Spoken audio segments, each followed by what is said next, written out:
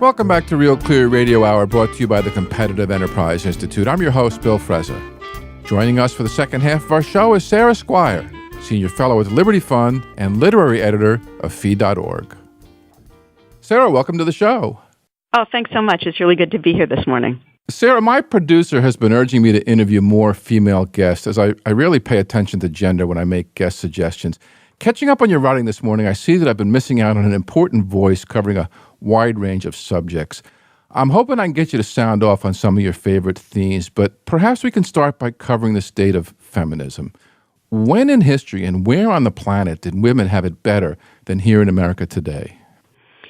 Well, they probably never have. There are isolated moments for isolated groups of women where things could be really exciting. I mean, who you wanted to be in the Middle Ages was the widow of someone who had a guild membership. Because, right, I know, the best thing that could happen to you was your husband died, right? But if you were the widow of someone who had had a guild membership, you could then take on his guild membership. And as a woman, you could run your own business. You could belong to the guild. You could manage your own money. You could own your own property. All the things American women can do today. Right. And all of the things that people think that medieval women couldn't do. Now, the minute that you got married, again, you lost those privileges, right? They moved to your husband. But as the widow of a guild member, you had these privileges, right? And so you had these capabilities. So we have some very interesting medieval texts, little spiritual biographies and so on, written by women who had this kind of position, right? And they're delightfully ornery and free-thinking and surprisingly independent for someone in that time period. And that's very exciting. But for a time period where the majority of women are able to make their own decisions about their own lives in terms of economic decision-making, in terms of when they get married and who they marry, and all of the other big decisions in people's lives, certainly the 21st century in America is better than just about anywhere or any when else. So why all the angst and turmoil? Just because things are better than they have been doesn't mean that they're perfect, right? Doesn't mean that they're even great for a lot of women, right? Just because things are much better doesn't mean they can't still improve. I also think that as things get better, we become less and less tolerant of the remaining things that are sort of hanging over from the past. That's a pretty classic phenomenon. Whenever freedom rears its ugly head, people want more of it. Right. And so, you think about child labor laws and how they came in. The laws came in long after people had begun agitating against child labor. We became less and less tolerant of it, and then the law finally changed. And now that the West, in particular, has had laws against child labor for more than a century, I believe, we are increasingly intolerant of child labor when we see it in other places in the world. Swinging back around to Feminist Solidarity, you wrote a piece early this year excoriating Madeleine Albright for her now infamous quote, "There's a special place in hell for women who don't help each other." What was that all about? I didn't excoriate her for saying there's a special place in hell for women who don't help each other. I excoriated her for saying there's a special place in hell for women who don't vote for Hillary Clinton. There's a substantial difference between those two statements. Yeah. And I have problems with it on any number of levels. One, I don't think that anybody should stand around telling other people that they're going to hell. That seems to be exceptionally presumptuous. Second of all, I think that to tell women that because they are women, they should vote in a particular way is as insulting as telling women that because they are women, they should not be able to vote. It's predicating all of our political choices on the fact that we're female, which is ridiculous. Well, what is gender solidarity, and how did Mary Wollstonecraft respond to it over 200 years ago? So gender solidarity is the idea, much like Madeleine Albright's comment, that because women share their gender in common, they share their interests and their objectives and all of their causes in common.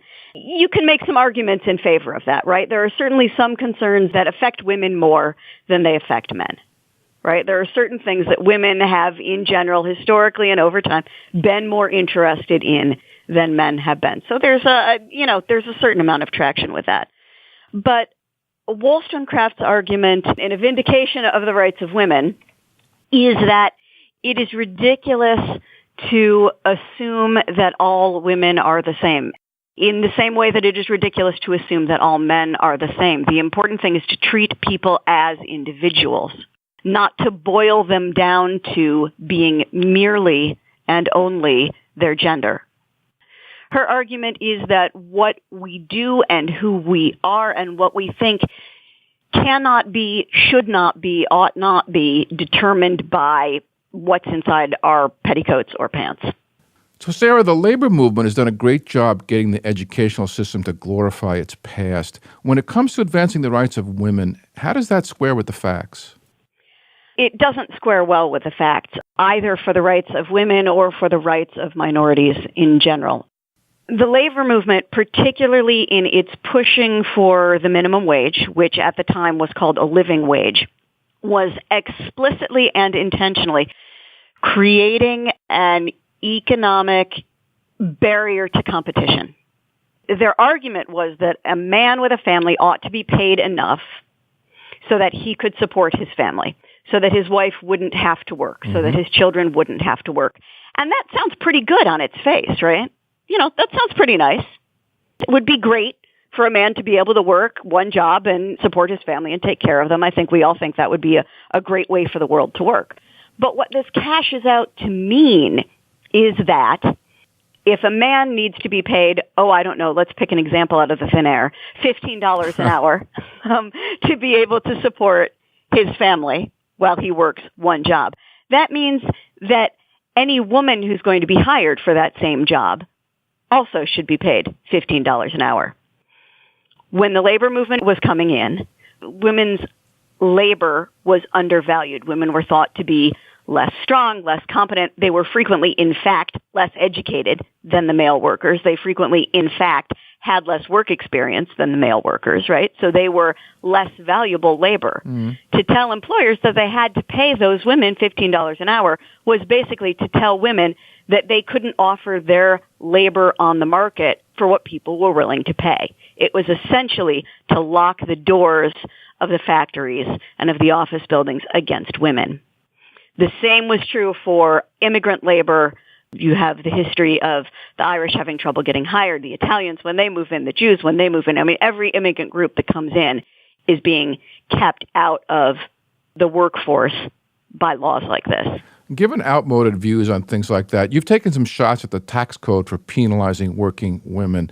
As a man who remarried up and now makes less money than his spouse, I can certainly sympathize. How is a tax code biased against secondary earners? So a secondary earner is the person, male or female, in a married couple who makes less money. That's all that means.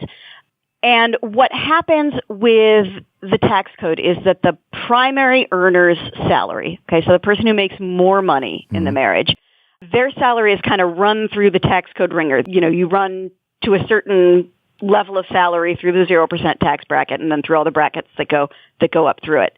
Then it becomes time to tax the secondary earner's salary, right? Rather than the secondary earner beginning to be taxed at the 0% tax bracket, the secondary earner's first dollar is taxed at the same rate as the primary earner's last dollar. The tax code treats, in other words, the salaries of married couples as if it is one common pool resource. And that works fine if you have a couple who never disagree about how money ought to be spent. But as I've said in print, I've never actually met that couple. And so for a lot of couples, what you get is that it becomes economically impractical for the secondary earner to continue to work. I don't know how often I've heard it. I know that you've heard it too. I can't afford to keep working. It's too expensive for me to work. I've tried that argument with my wife, but it doesn't seem to work. So yeah. Well, I don't know if you guys have kids or not, right? But it becomes increasingly a problem when the secondary earner works and the couple then needs to pay for childcare. Yeah. When I had 2 children in daycare, it was more than my mortgage payment every month to pay for daycare. Well, we can fix that if we treat everybody equally before the law without respect to their marital status, but that doesn't seem to be coming anytime soon. Well, I'm actually very interested to see what will happen now that same-sex marriage has been legalized in the United States. This takes the secondary earner question and puts it right on the table for a lot of folks for whom it had not been an issue before. Sarah, marriage and family are evolving institutions. The definition of both is going through major changes. Where are we in the historical arc of matrimony and child-rearing, and why does it matter? Well, it's a good question. When we talk about the historical arc of marriage, family, child-rearing, we make one very big mistake most of the time. And that mistake is to treat the 1950s, which is an outlier decade for all kinds of reasons, and to treat especially the sitcom television version of the 1950s. That was my life. As if this was the way that things always were until they started to change in the 60s, right? And I know plenty of people who grew up in the 50s in the sitcom style family, right? Dad went out to work in a hat and a tie, and mom vacuumed at home and made dinner, and, the two kids were in clubs at school, and it was very, father knows best, which is a perfectly fine way to live. It sounds like a great childhood, but it's an outlier decade. It was very unusual. If you compare the 50s to other decades, both after it, but especially before it, that's incredibly unusual. Women were working inside and outside the home for decades and decades before the 1960s. They're a lot more involved in the workforce after the 1960s and a lot more regularly involved in the workforce. But certainly they're working outside and inside the home long before that. My great-grandmother did dressmaking and piecework at home. My grandmother worked in a bank for decades. My mom taught elementary school. So women were working outside the home for a very, very long time before the 50s. And certainly if you go back earlier, right, if you go back to a time when in the United States and most of the world, labor was rural labor, women are working constantly and working outside the home, as are children, as is everyone in the family, right? And children are often left to fend for themselves, to watch their younger siblings, and so on, while both parents get the harvest in, or plant, or care for the animals, or whatever. And so I just think that it's very important that when we talk about changes to marriage and the family, things have changed so much since the 1950s. They certainly have, but they were very different before the 50s. And they were different before that and before that. Speaking about nostalgia for times past, students of the optimistic economist Julian Simon are painfully aware of how much left-leaning central planners view the past through rose-colored glasses. What is it about nostalgie de la boue, if I get my French right, that drives such animosity against modern capitalism? Well, it's a good question. And I think there are two different kinds of nostalgia that goes on, right? There's the rose-colored glasses. It's just everything was better in the past, right? It was easier. We were wealthier. We had more time to spend with our families. We really knew what was valuable, right? We know this whole argument. Mm-hmm. Nostalgie de la boue is more of a love of the fact that it was dirtier and it was grittier back then. And that made things more real, right? Mm. Life was more real when there wasn't indoor plumbing. That was really authentic. And we were really connected to our humanity in a way that we're not now that we have flush toilets and running water. And yeah, it drives friends of the free market crazy because we can look around and see the enormous advances in health and in happiness and in our ability to weather crises in terms of economic declines or in terms of bad harvests or in terms of disease epidemics and so on that we never had back in the day. You wrote a whimsical piece titled Capitalism Will Abolish Laundry Day, in which you called laundry one of the most hated chores in the history of housework. I don't get it. I work out of a home studio, so I do most of the laundry, and it's practically effortless. You shove the stuff in the machine, and when it's dry, you fold it or hang it up. What's the big deal?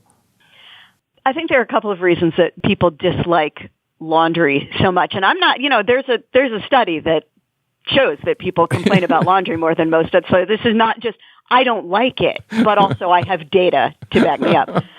But I think there's a couple of things. One, it's a never-ending task, right? You do laundry, you get all of the laundry done, you turn around and somebody else is taking off a pair of dirty socks, and throwing a sweaty shirt in the hamper. You've just finished, and there it is again, right? And not only that, it's the same clothes every time. So you've just washed the gym gear. 2 days later, there's the same gym gear. So it feels like Sisyphus rolling the rock in the afterlife. So there's that. There's also the sad fact that aside from your excellent example to men of my generation and other generations, laundry has in general been the woman's task. Let me stipulate that I make about 80% of the dirty laundry, so it's only fair that I wash it. Yeah, this seems fair, right? But for a lot of women, this is a gendered task. It is a thing that people, sort of expect that the women will do, and it's endless, and it's repetitive. And you can add to it the same thing that I said earlier about our decreasing tolerance as things get better. Laundry gets easier and easier to do, so therefore, why do we have to spend any time on it at all? I don't really get it, though. If he leaves his underwear on the floor, why pick it up? Leave it there. Well, now we're into psychology and philosophy, and I don't have any degrees in that. On the subject of psychology and philosophy, one of my worst memories from high school was being forced to read Jane Austen's Pride and Prejudice. What did I miss? Well, you probably didn't get the jokes. Yeah. I think that Austen generally gets assigned too early. She's assigned because she's a good length. Same with Shakespeare, same with Don Quixote. You're not old enough to read that stuff in high school. Exactly. And once you get the jokes in Austen, she's actually hilarious and snarky and mean. She's very, very mean and very, very funny. And so I would commend unto you returning to Austen as an adult and seeing if you like her any better. Interesting. But, I'm never going to tell people that because they don't like a novel that I like, that they're, wrong and stupid. People like plenty of novels that I don't like, right? That's why we have markets, so that there are lots of novels and we can read the ones that we like, right? I've always been a big science fiction fan, and I can't tell you how delighted I was when The Martian came out with Matt Damon. I'm old enough to remember the being glued to the TV along with the rest of the world when Apollo 13 limped back to Earth, saved by one feat of engineering after another. What lessons do you take from these stories? Well, I love to talk about science fiction and markets and liberty. I think science fiction is one of the places where these discussions are really alive in our popular culture. One of the things that I liked so much about The Martian is that it's a great look at scarcity. I mean, am I spoiling this for your listeners? No, it's been around long enough. All right. So he's stuck on Mars, and he's got nothing other than what he got there with. There is pretty much nothing on Mars except Mars, right? So he has to figure out how to survive in a situation of absolute scarcity. And it's not just stuff that's scarce. It's human capital that's scarce. He's all alone. So he had colleagues on the Mars mission who were specialists in some of the things that he has to figure out how to survive. But he doesn't have them anymore. They're unreachable for a long time in the film and in the book. They're unreachable. He can't get in touch with them. So he has to figure this all out by himself. So first, the movie reminds us how tenuous our survival is and how dangerous scarcity can be, and how wonderful a thing abundance is. And trade. Right, and trade. And then second of all, it reminds us of the glorious importance of human capital. And that one of the things that markets do and one of the things that trade does is allow us to exchange with each other, both the things that we own, but also the things that we know. If you look at how trade changes our perspectives over time, Sarah, only you could have read about Playboy's magazine's decision last year to no longer feature nudity and immediately think of Joseph Schumpeter. What does the arc of Playboy's history tell us?